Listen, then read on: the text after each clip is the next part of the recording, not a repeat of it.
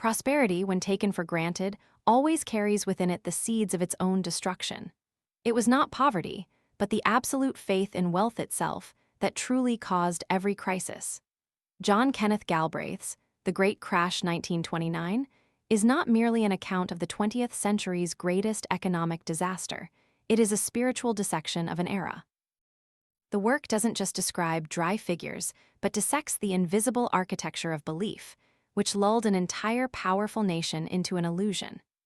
Galbraith didn't write about Wall Street as a place, but as a collective psyche, where greed donned the cloak of reason, where the illusion of progress became the language of morality, and where people, believing they were winning, were in fact building the altar for their own downfall. With a prose style that combines the erudition of an economist and the chilling detachment of a historian, Galbraith exposed how American society in the 1920s transformed prosperity into a religion and the stock market into its cathedral. He neither condemned nor exaggerated, merely calmly pointing out that every financial bubble is fueled by the same material: humanity's boundless self-confidence. His writings possess the power of a mirror, reflecting human nature through each repeating cycle of history. More than 9 decades have passed since the 1929 crash, but its echoes have not faded.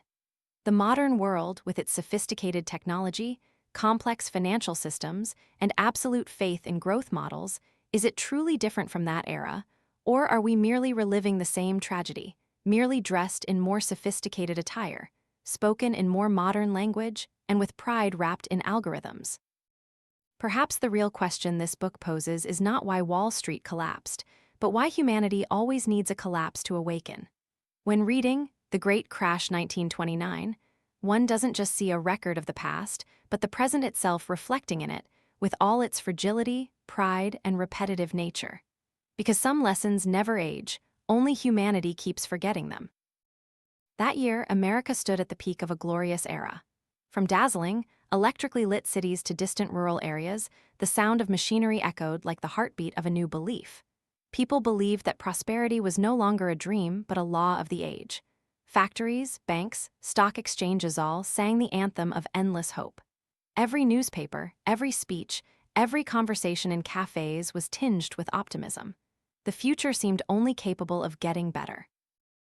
This belief wasn't spontaneous. It was nurtured by real achievements: increasing productivity, cheaper goods, cars becoming common, and stocks continuously breaking records. Americans felt they were living in a miracle of mechanical civilization, the rise of electricity, oil, railroads, and communications making everything seem as solid as steel.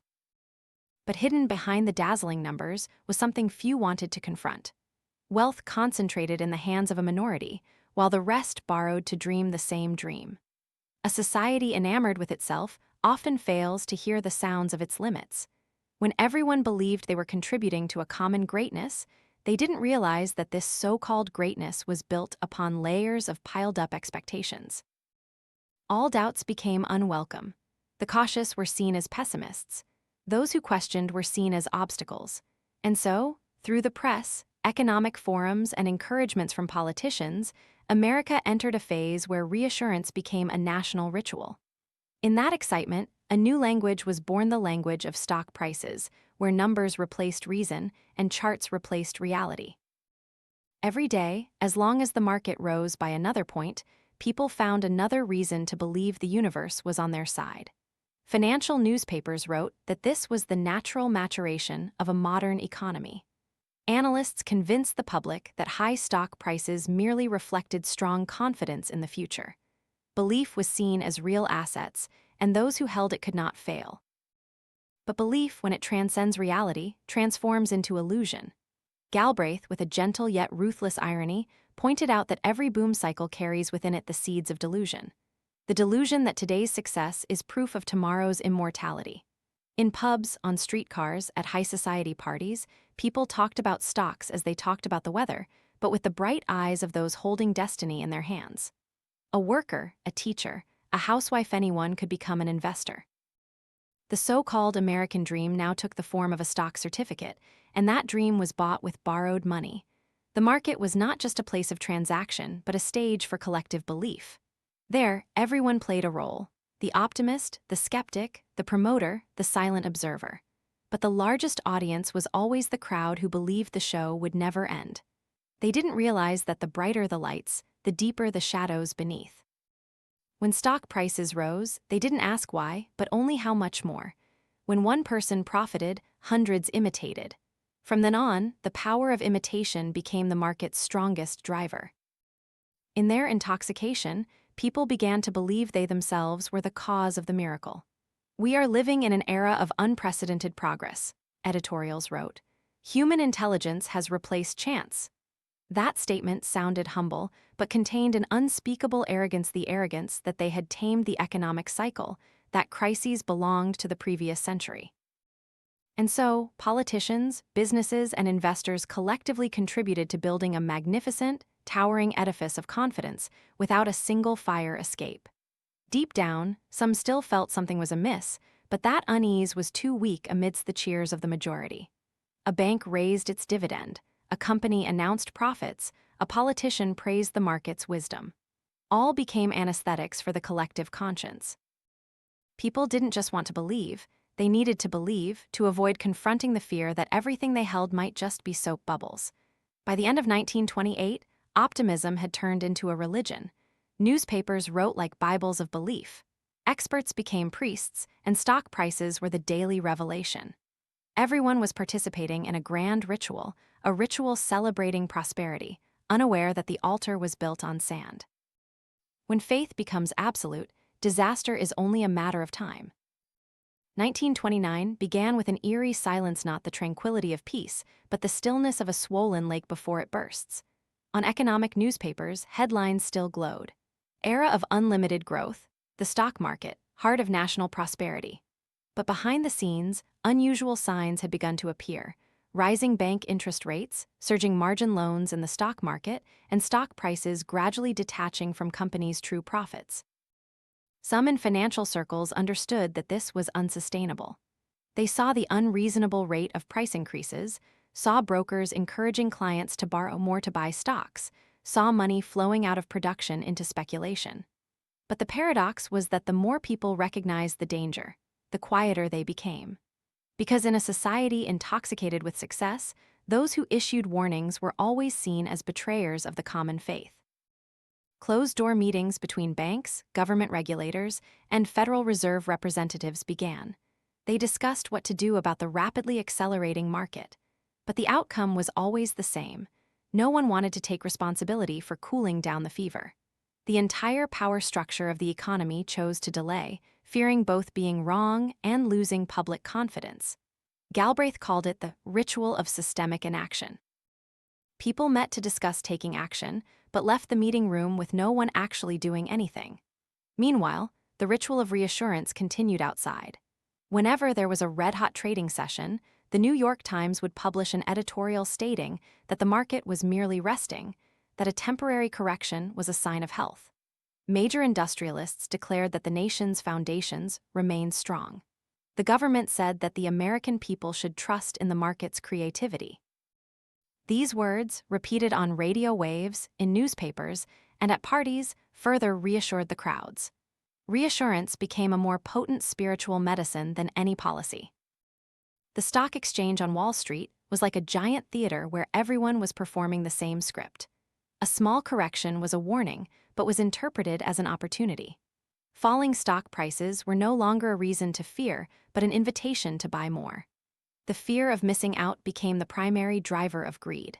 Those who had been cautious now borrowed money to invest, believing that if they didn't, they would be the last fools left out of the miracle. From Washington to New York, from central banks to small brokerage firms, everyone participated in a game they knew was dangerous. A few central bank officials tried to tighten credit but faced opposition from the government and businesses. "Don't stifle prosperity," they said. "Let the market correct itself." And so, a decision not made became the biggest decision of that era. In collective memory, that time was like the last days of summer before a storm. Everyone knew the rainy season was coming but still held picnics, still danced, still rejoiced under the last rays of sun. On Wall Street, seasoned investors began to quietly retreat while new crowds poured in, believing that opportunity had only just begun. Cautious advice was drowned out by cheers. Consensus became the most dangerous form of human wisdom. When everyone agreed that everything would be fine, no one retained the ability to dissent. Prosperity had become a religion, and economists, politicians, and journalists became its priests, spreading that faith. In that world, doubt was considered a sin, and silence the wisest choice. Those at the pinnacle of power believed they were managing a solid system that could not collapse. They believed in technology, in market mechanisms, in the economy's self-correcting ability. This blind faith in human intellect made them lose their survival instinct. They forgot that every system has its limits, and limits often only reveal themselves when it's too late. The final warnings appeared in internal memos. The amount of margin loans had reached billions of dollars. Millions were borrowing to speculate, but instead of seeing it as an alarm, investors saw it as proof of strong public confidence. The "if we're wrong, we're all wrong" mentality made people less afraid. In a collective game, disaster is truly terrifying only when you're the sole one to suffer it. Every social class was trapped in a collective trance, from industrialists to janitors, from mayors to farmers. Everyone owned stocks, everyone talked about stocks, everyone believed stocks were the ticket to the future. The market had become the spirituality of the age, and no one dared offend this deity. Every criticism was drowned out by the applause of the crowd, intoxicated by rising numbers. One day, people would call this the period of the calm before the storm. But living through it, no one saw anything unusual. They believed that history had turned a new page, that the old world with its cycles of crisis was dead. And in that very self-confidence, they had prepared everything for the century's greatest fall. By the summer of 1929, America entered the most dazzling phase of its intoxication. The stock market was like a grand stage where millions of people breathed in unison with the rising green numbers. In that atmosphere, belief had transformed into religion, and major financial institutions became the cathedrals of the new era. No one was allowed to doubt. Every trading session, every declaration, every handshake between men in dark suits on Wall Street was like a sacred ritual, guaranteeing the dream that America had found the formula for eternal prosperity. In this context, a new phenomenon emerged: investment trusts. They were promoted as miracles of modern finance. A small group of experts would manage money for thousands of investors, using knowledge and strategic vision to multiply profits. In name, it was market professionalization. But in reality, they operated like pyramid schemes where layers of borrowed capital, cross-holdings, and buybacks between subsidiaries created an artificial world of synthetic value. Goldman Sachs Trading Corporation became a symbol of that era. They established a series of subsidiaries, issued shares to the public, and then used the proceeds to buy shares in companies they themselves controlled. This cycle of investment repeated, pushing stock prices higher each time, not due to real profits, but due to the layered structure of belief. Small investors buying shares in a trust believed they owned a piece of America's greatest corporations. But they didn't know that a large part of the value they bought was merely a reflection of that very belief. Media, as usual, helped reinforce the illusion. Financial newspapers praised the creativity of the new financial architects. Analysts hailed the era of professional management. They said that investing through trusts was a way to generate profits without risk, as if risk only existed in impoverished centuries. Confidence became the most expensive commodity on Wall Street, and no one sold it cheaply. At the center of this frenzy, every word from the financial titans carried the weight of thunder. When Goldman Sachs announced a new investment fund, thousands jostled to subscribe for shares.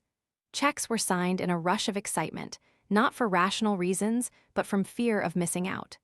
One investor recounted buying shares in a company without even knowing what it did, simply because Goldman was behind it. The guarantee of reputation had replaced all rational scrutiny. And then, the spirals of leverage began to accelerate.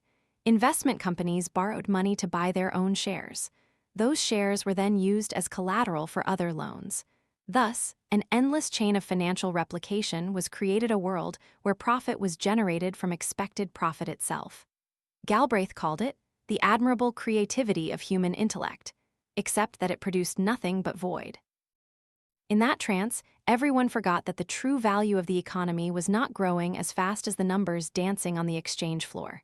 At times, a few lone voices spoke up.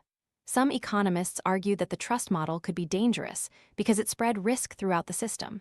But these warnings were drowned out by the market's cheers. "That's just the envy of the outdated," an editorial wrote. A market, when deified, would not accept prophecy. By late summer, confidence reached its peak. People began to believe that the U.S. economy had escaped the cycle of perpetual crisis. Every fluctuation was seen as an opportunity. Wealthy brokers expanded their offices, hired more staff. Small investors scraped every penny to get into the game. "If we don't buy today," they told each other, "tomorrow will be too late." In that atmosphere, madness and intelligence became indistinguishable. But beneath the glow of Wall Street, cracks were forming. Stock prices of many trusts began to fluctuate irregularly. Some companies reported declining profits, yet their stock prices still rose. Margin loans swelled and banks began to be wary. Yet, instead of panicking, the public saw this as a sign of natural adjustment. No one thought that the very levers they had built would soon pull them down. Trading Corporation, after reaching its peak, began to slide. But instead of retreating, they issued more new companies, as if each new structure could hide the fissures of the old. Confidence needed to be fed by action, and the only action left was to pretend that everything was still good. The market was no longer just a place for transactions. It had become a long play where actors forgot they were acting. One day, as the fog of optimism slowly dissipated, the colossal numbers on paper could no longer conceal the truth. Investment companies began to incur losses, stocks fell, investors withdrew capital. The slide wasn't huge, but it shattered the fragile glass of illusion. People realized that what they thought were assets were merely a chain of reflections of the very belief they had sold to each other. And like all artificial miracles, when the light was turned off, only smoke and dust remained. The crowd was bewildered. They looked at each other, not understanding what was happening. It was still the same buildings, the same companies. Why had value vanished? The answer was simple, cruelly simple, because it had never truly existed. Belief, when bought and sold as a commodity, could generate returns. But one day, someone had to pay the price with reality. October was approaching, and with it, the day America would relearn humanity's oldest lesson: no tower built on illusion can stand forever. But in the final moments before the collapse, when Wall Street still glowed with lights and Charleston music still echoed in nightclubs, no one thought that the next morning would usher in an era of fear and error, where prosperity had gone bankrupt in its own belief. Stock prices had reached unimaginable levels. Every week, the newspapers announced a new record. Companies raced to issue shares, and economic reports were filled with phrases like stable, reliable, unprecedented in history. Investment trusts, collective investment funds, sprang up everywhere like mushrooms after rain. They were hailed as symbols of modern financial intellect. Their founders introduced themselves as market scientists who could turn every dollar into gold. In reality, these funds were nothing more than paper pyramids. They borrowed money, bought each other's shares, and used those shares as collateral for more loans. Each new layer of borrowing created another layer of belief. Financial leverage had become an art, and that art was based on illusion. But instead of fear, people were proud of it. Everyone believed they were living in an era where risk had been conquered. Amidst the crowds intoxicated by speculation, there appeared those deemed spiritual reactionaries, those who dared to issue warnings. A young manager, Pabat, said that these new investment funds were nothing but accounting magic. He pointed out that the true capital of many trusts was very small, while shares were sold at prices 10 or 20 times higher. But his voice was drowned out in the din. The press called him a pessimist. Financial circles smiled with pity. When everyone dreams together, the sober person becomes an eccentric. Summer passed amidst cheers of profit. Companies reported good earnings, whether real or not. Ordinary people, for the first time in their lives, felt they were on the same side as the wealthy. They also owned stocks, discussed investments, and spoke of the future with the confident tone of winners. The homogenization of illusion and reality was complete. There was no longer a boundary between success and infatuation. Inside the high-rise offices on Wall Street, meetings of major banks took place in a heavy atmosphere. Some began to worry. Margin credit had reached record levels. The amount of money borrowed to buy stocks far exceeded all safety standards. But then they stopped discussing it. Whenever fear arose, they just looked out the window. The crowd still jostled, stock prices still rose, and they were reassured. No one wanted to be the one to turn off the lights at the party. In newspapers, images of investment experts were glorified as modern heroes. They lectured about the new economic cycle, about financial structures safer than ever before. In seminars, people talked about the multiplication of wealth, formulas for eternal profit, and the public listened to them as if to a religious sermon. Belief had replaced reason. A financial system built on faith can stand only until that faith cracks. By August, the Times industrial average peaked. The entire country rejoiced. All major newspapers called it the starting point of a new era of prosperity. But in closed offices, brokers had to process hundreds of margin call orders every day. Interest rates rose, and liquidity began to dry up. Yet, the crowd still believed this was only temporary. They believed stock prices would continue to rise because America was stronger than ever. It was the most beautiful, and also the most cruel, illusion in modern history. One late August afternoon, the market experienced a sharp drop, only a few points, but it bewildered the experts. They couldn't explain it because, according to every theory they believed, it couldn't happen. But instead of panicking, the press explained that the market needed to rest, and everyone was reassured. Self-reassurance had become the survival reflex of an economy addicted to belief. The first autumn wind carried a strange chill. Something in the air had changed that no one could name. A few small investment funds began to struggle to repay shares to withdrawing investors. A few banks had to raise interest rates to retain cash. These fragile signs, which should have frightened people, were instead welcomed as technical adjustments. The familiar logic of the delusion continued to repeat. If there was a problem, it was merely a minor glitch in a perfect machine. But everything perfect is fragile. And in that fragility, the sunset of illusion began to descend. The crowd still cheered, still believing they were living in history's most glorious moment. No one realized they were walking along the edge of an abyss.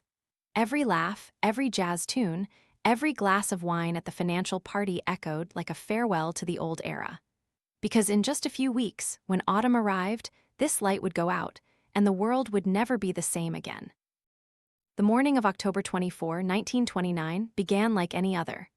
The sun still shone through the tall windows of Wall Street, but the air was heavy with the metallic scent of anxiety. As soon as the exchange opened, sell orders poured down like hail.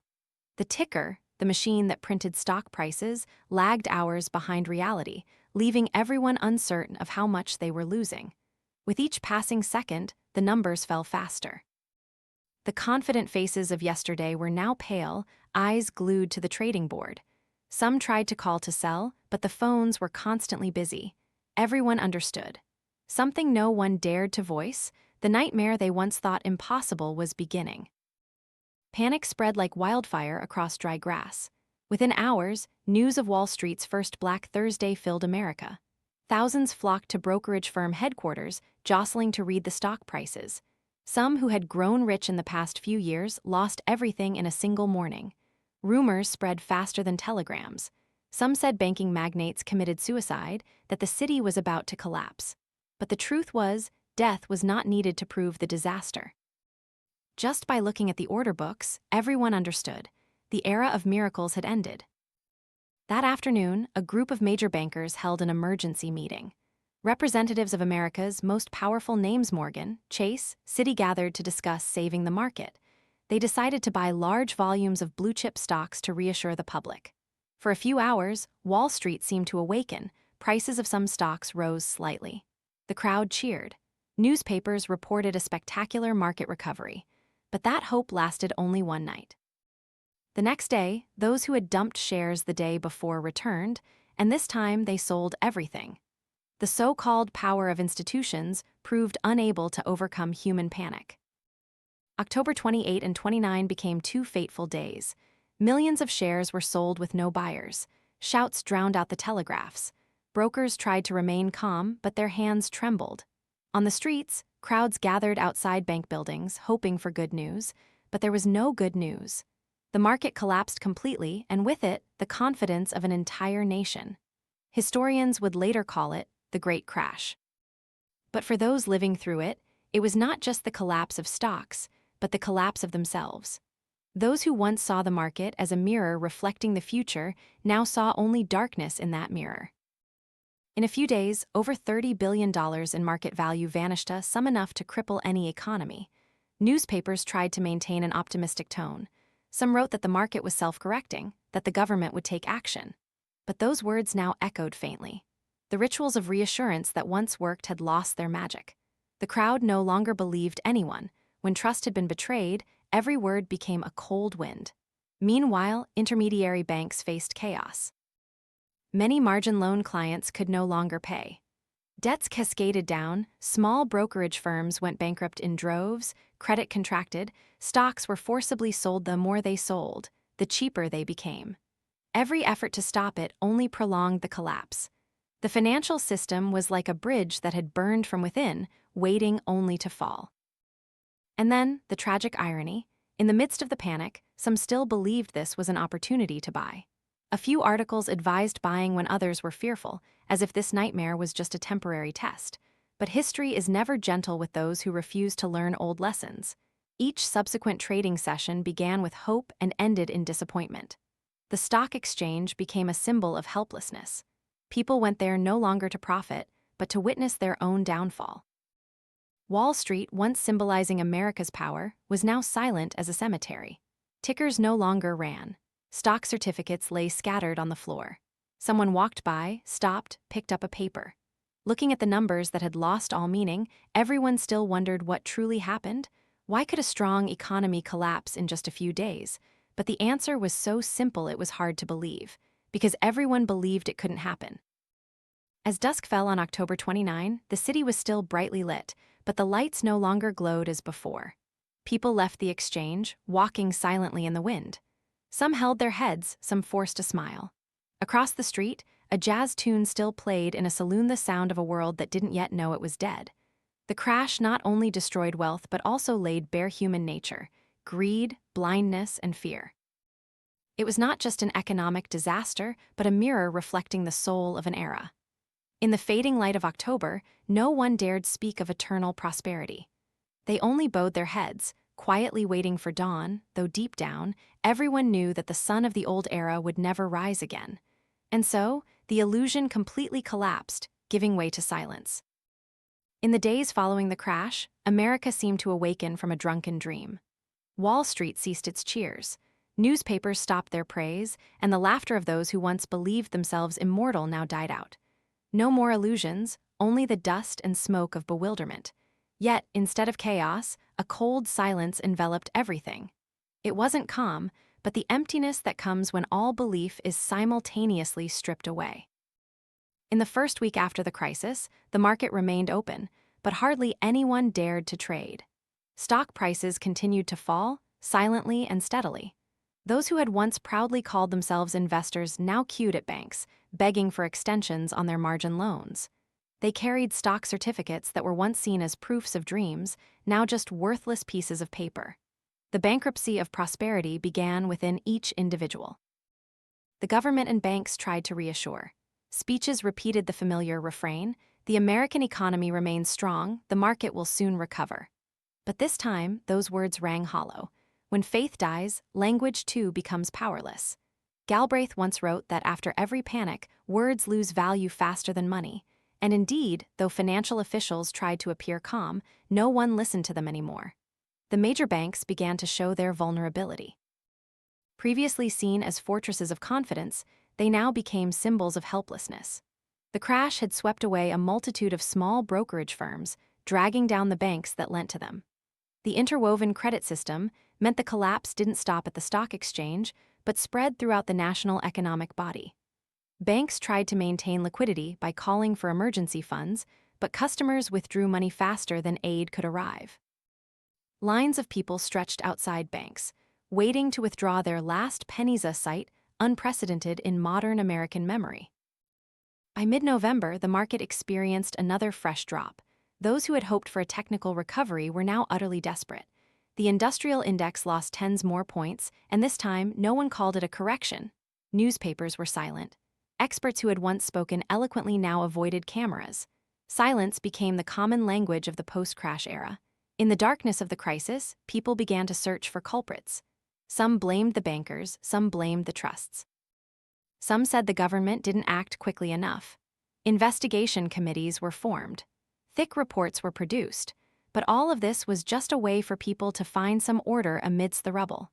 What they really wanted to find was not the cause of the crisis, but a reason to believe that things could be fixed.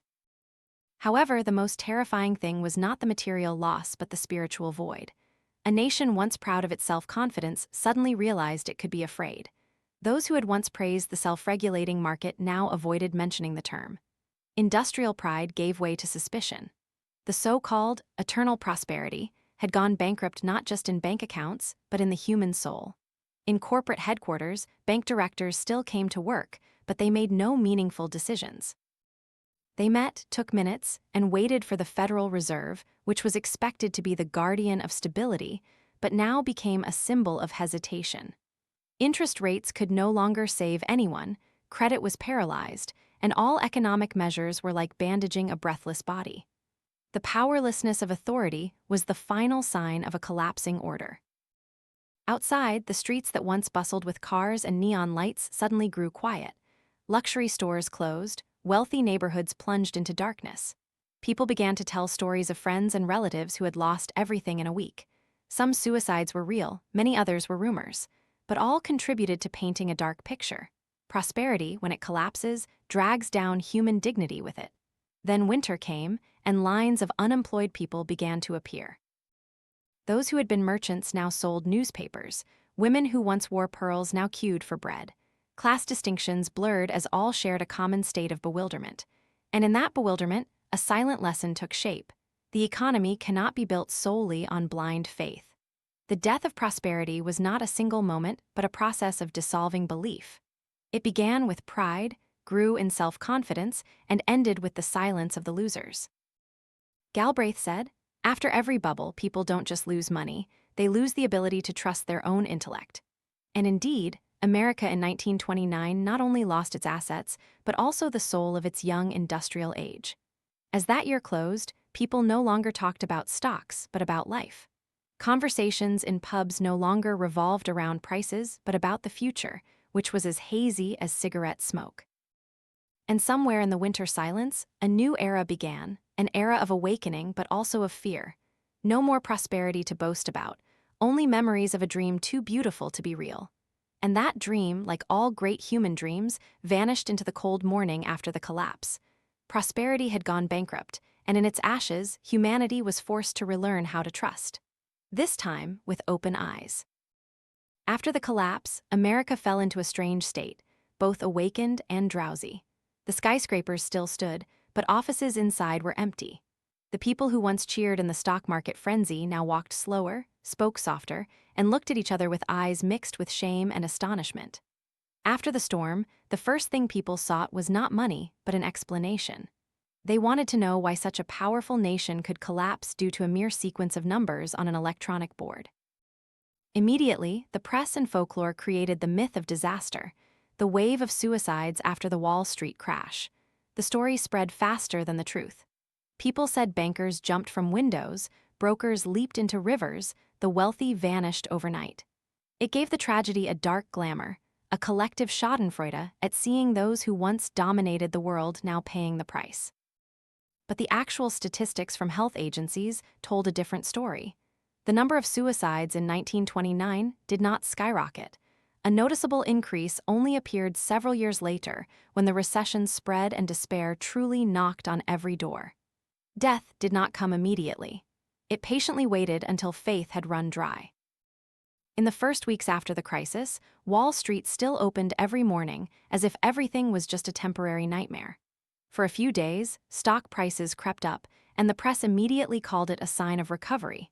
Investors with remaining capital bought in, believing the recent drop was merely a technical adjustment. Yet, a few days later, prices fell again.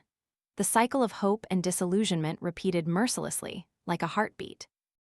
People could not accept that prosperity could vanish forever, so they clung to every small glimmer, even knowing it was just dying embers.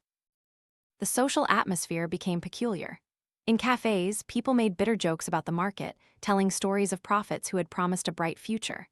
At dinner parties, people whispered, asking each other who still had money who had lost everything.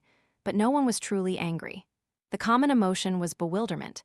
They couldn't understand what had happened because, in their logic, everything had once been right. Businesses still produced, people still consumed, banks still lent. So why had everything collapsed? No one realized that confidence, once inflated too much, could also become a bubble. Some began to speak of the market's natural order, that it was merely a process of purification. But such an explanation sounded like a clumsy apology for a disaster created by humans themselves. Those who had grown rich from the bubble now lectured on the ethics of saving, and they themselves believed in what they said. Galbraith wrote that society after the crash was like someone who had just emerged from a trance, still believing in the images of the dream. When people cannot bear reality, they invent more pleasant memories. On the trading floor, the electronic board still flickered, but instead of cheers, there was only the hoarse hum of machines. Brokers sat there like lost souls, working more out of habit than purpose. Some, in an effort to salvage morale, spoke of the economy's self-cleaning cycle. They believed that after the collapse, the system would self-correct and emerge stronger. But what they didn't understand was that a system could technically correct itself but could not restore its lost dignity. At the popular level, the story of Wall Street gradually became a joke. People ridiculed the big shots who had once seemed so smart, now fumbling like children who had lost their toys. But behind the laughter was anxiety. Savings in banks were also disappearing. Companies cut wages, laid off workers. From the collapse of the stock market, an undercurrent began to spread into real life, and no one could stop it. A society that has lost both wealth and faith is the most vulnerable. Every value once revered wisdom, education, reputation was now questioned. Financial experts, once seen as stars of the era, suddenly became symbols of error. They avoided interviews, hid from crowds. Small investors sat in silence, trying to convince themselves that their losses were only temporary, that one day the market would return. But that faith had no ground to cling to. The fragile recovery at the end of the year quickly faded, leaving a vast emptiness. From then on, Americans began to understand that the collapse didn't just happen on the stock market, it had happened in their minds long ago. They had lived in illusion for too long, believing things they should have doubted. And now, amidst the ashes, the only thing left was an unanswered question. Could prosperity return, or was it just a dream they would never see a second time? After the storm passed, people began to realize that what had disintegrated was not just money, but also reputation. Those who were once considered pillars of intellect and public trust were now scrutinized, criticized, even ridiculed. In the harsh gaze of the crowd, every expert became a scapegoat. They had talked too much, believed too long, and reassured too often. Now, the words once hailed as truth turned out to be mere lullabies. Newspapers collectively changed their tone. They had once praised investment gurus and economic prophets as symbols of the age. But now they published sarcastic articles asking where they were when disaster struck. The world of admiration had switched to judgment mode. People needed someone to blame, and reputation was the easiest sacrifice. In that simmering anger, great names quietly fell one by one. Investment banks that once dominated Wall Street faced investigations. Journalists and financial commentators were seen as accomplices in inflating confidence. Even prestigious universities, which had educated intellectual elites, were dragged into the storm. Galbraith recounted the story of the Harvard Economic Society, a group of scholars once considered the authoritative voice of American economics. Months before the crisis, they confidently asserted that the current price drop was merely temporary, that the fundamental economy remained stable. Then, after everything collapsed, they changed their tune, declaring the market had bottomed out and was recovering. Wrong once was not enough, they were wrong again. The self-confidence of knowledge, when detached from reality, becomes a dangerous form of illusion. The Harvard story was just one example. Everywhere, those who had said everything would be fine now fell silent. President Hoover, in the months following the crisis, still tried to maintain an air of composure. He declared that confidence had been restored, that this autumn America would return to normal. But the reality outside was different. Factories closed, workers were unemployed, banks went bankrupt. Every time he spoke of confidence, thousands more lost their jobs. Reassurance, once the power of authority, now became a symbol of blindness. Hoover's speeches were printed in newspapers, but no one read them. People began to feel betrayed by the very words that had once comforted them. Words repeated too many times eventually lost their effect, like a painkiller abused to the point of ineffectiveness. In silence, they realized that the normality he promised had died with the stock market. No normality could return when everything old had turned to ash. The press also did not escape this collapse of reputation. Previously, they had been the loudspeakers of prosperity, broadcasting the message that everything was fine. Now, they were seen as accomplices, those who had helped build the collective illusion. In newsrooms, the atmosphere was heavy. Many reporters who had once written articles praising the stability of American finance now had to rewrite those very articles, this time with sarcasm. A press that had once thrived on optimism now had to learn to live with skepticism. The death of reputation brought with it the death of admiration. People stopped believing in experts, sages, or guides. They viewed every statement with suspicion. What was once certain could now be wrong. And into that void crept another fear. If even the smartest people were wrong, then who could be right? In Washington, economic meetings became more frequent, but the more they met, the more everyone realized their own futility. Politicians debated the causes of the crisis: speculation, monetary policy, or public psychology. But each forgot that they themselves had once cheered for that very confidence. So they talked endlessly about recovery, stability, balance, but no one knew where to start.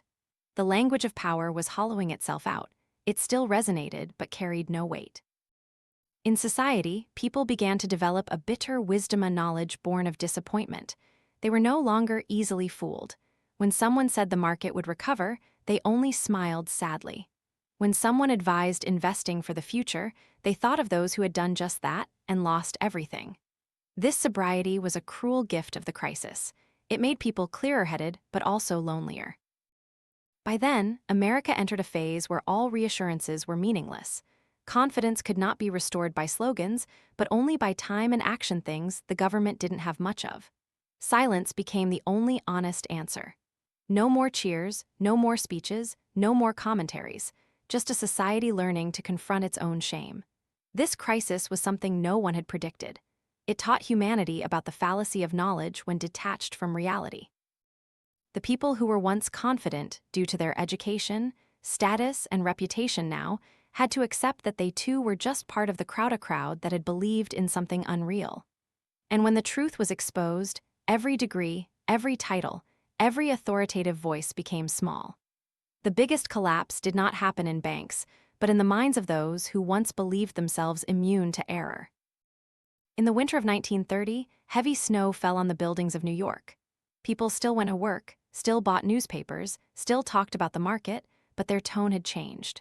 No longer was there arrogant self-confidence, only vague caution. They had learned that intellect could not save people from their own beliefs, and that perhaps was the greatest legacy of that year's crash. A lesson humanity always needs to relearn, after each time it considers itself smarter than history. After long months of silence, people began to look back and ask, why did it all happen? That seemingly simple question opened up an abyss of truth. For when a civilization believes it holds the formula for prosperity, seeking the cause of collapse is no longer an intellectual endeavor, but a journey of self-confession. Investigation committees were formed, filled with files, charts, and testimonies. Data was presented as evidence. Industrial output, unemployment, gross national product all in freefall. But the most obvious truth was not in the documents, it was in the human psyche. The kind of belief that had transformed optimism into religion and greed into morality. The crash was not merely a financial event, but the result of a long process where everyone was complicit in an illusion. Those who wanted to blame the market forgot that the market is just a mirror. It doesn't think, doesn't feel. It merely amplifies human instincts. When the crowd believes in the irrational, the market simply helps them achieve it faster, more intensely, and then punishes them more thoroughly. The disaster was not an accident but the logical conclusion of a prolonged illusion. In post-crisis reports, one phrase was repeated: restoring confidence. Leaders believed that if confidence was restored, the economy would recover. But they forgot that confidence itself had once been the betrayer-blind faith in a self-regulating market, in the wisdom of experts, in America's boundless power. All of it had pushed society into its own trap. What needed to be restored was not confidence, but the memory of limits. Galbraith described this period as a play continuing the ritual of reassurance. Politicians, businessmen, and bankers continued to speak, even knowing their words had no effect. They believed in the hypnosis of language, that if they talked enough about stability, stability would magically appear. But words could not save reality. The more words spoken, the wider the gap between promise and reality. And when those words fell silent, people finally understood that the power of action always lay in its not needing to be spoken. And what about the seemingly absolute power of the Federal Reserve? Before the crisis, they had opportunities to intervene, tighten margin, raise interest rates, warn the public. But they chose to stand by and watch, partly out of pride, partly out of fear of being seen as killing prosperity. In the moment of greatest need, the agency that could have saved the nation believed that silence was wise. They didn't know that sometimes silence is also a form of complicity. Later, many economists pointed out that if the Fed had acted sooner, the crash might have been slowed or mitigated. But history does not accept hypotheticals. Nevertheless, from the rubble, new seeds sprouted. When the dust settled, America began to reform. Laws were enacted to prevent a recurrence of the disaster, separating commercial and investment banking, establishing the Securities and Exchange Commission to oversee the market, setting limits on leverage, banning price manipulation tricks. Institutional walls were erected not to prevent greed, but to keep it within safe bounds. And at a deeper level, a spiritual lesson formed. Prosperity cannot be sustained if built on absolute faith in infinity. Every boom cycle carries within it the seeds of decline, and every civilization truly matures only when it knows how to doubt its own wisdom. There is no greater mistake than thinking one has learned the final lesson. As the 1930s began, America was no longer a nation of simple dreams. Its people had gone through the crucible of loss. They became slower, more cautious, sometimes more pessimistic. But in that pessimism was something new: understanding. They had seen firsthand the price of illusion, and from that they learned to fear. That fear, paradoxically, became the foundation of later resilience. From the ashes of prosperity, another form of maturity was born, where people no longer naively believed that intellect would save them from error, but accepted that error was what kept them sober. That was the true legacy of the 1929 crash, not an economic lesson, but a lesson in humanity. And then, as Galbraith concluded his story, he didn't end with despair. He left a simple reminder: every generation will have its own bubble, because greed and belief never disappear. They merely change clothes. The only thing one can do is remember, so that when the echoes of history resound again, humanity will not be blind to its own dreams. Prosperity, if it knows fear, will live longer. If it is proud, it will commit suicide by illusion. After reading this book, one realizes a simple yet cruel truth: people never truly learn from the past. They only learn how to forget faster. The Great Crash 1929 is not just about a stock market collapse, but a chronicle of blind faith, which can create an entire civilization and then burn it all down. The lesson here is not in numbers, but in psychology. When we begin to believe we are safe, that it won't happen to me, that is precisely when tragedy silently begins. Perhaps the most terrifying thing is not the crisis itself, but how we constantly prepare for it with the same old mistakes. The history of Wall Street, of currency, of financial bubbles all share the same structure: belief, intoxication, panic, collapse, and finally, oblivion. We always think we are different from them. But each generation is reenacting the same script, only with different settings and props.